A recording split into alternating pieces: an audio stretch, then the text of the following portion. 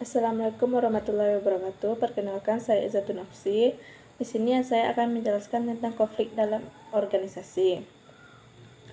Konflik dalam organisasi menurut Rubens menguraikan konflik sebagai suatu proses yang timbul karena pihak pertama merasa bahwa pihak lain memberikan pengaruh negatif atau akan segera mempengaruhi secara negatif terhadap yang diharapkan oleh pihak pertama. Pengertian konflik menurut Owens yang mendefinisikan konflik sebagai sesuatu hal yang muncul bila tidak dapat kesesuaian atau pertentangan.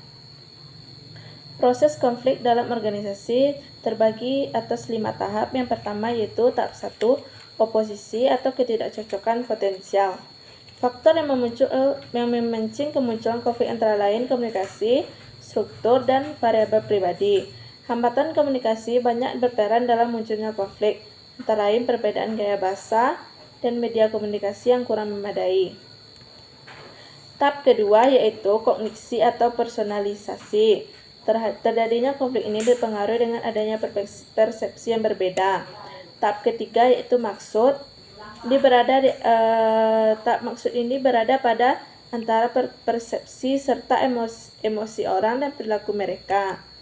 Tahap keempat yaitu perilaku. Pada tahap ini, konflik tampak nyata karena perilaku yang diwujudkan melalui pernyataan. Tahap kelima yaitu hasil.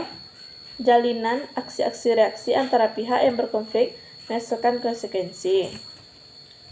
Jenis-jenis konflik di dalam organisasi yaitu konflik peranan yang terjadi di dalam diri seseorang, di mana peraturan yang berlaku tak dapat diterima oleh seseorang sehingga orang tersebut memilih untuk tidak melaksanakan sesuatu sesuai dengan peraturan berlaku. Konflik kedua yaitu konflik antar peranan, di mana orang menghadapi persoalan karena dia menjabat 2 atau lebih fungsi saling bertentangan, seperti seseorang menjadi mandor dalam perusahaan tetapi juga sebagai ketua serikat pekerja. Konflik yang ketiga, konflik yang timbul karena seseorang harus memenuhi harapan beberapa orang. Misalnya seseorang rektor yang harus memenuhi permintaan dari dekan-dekan fakultas yang berlainan antara dekan yang harus mengakomodir semua kepentingan dan kebutuhan para ketua jurusan. Konflik keempat yaitu konflik yang timbul karena disampaikannya informasi yang saling bertentangan. Di sini juga terdapat yaitu strategi konflik dalam organisasi.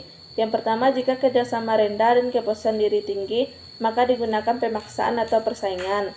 Yang kedua, yaitu jika kerjasama rendah dan kepuasan diri rendah, maka digunakan penghindaran.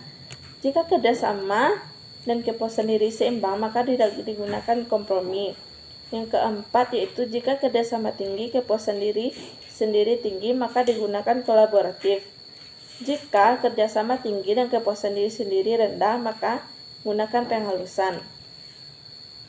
Di sini juga terdapat yaitu pengaruh konflik dalam organisasi. Yang pertama yaitu tingkat dapat berpengaruh terhadap kinerja orang.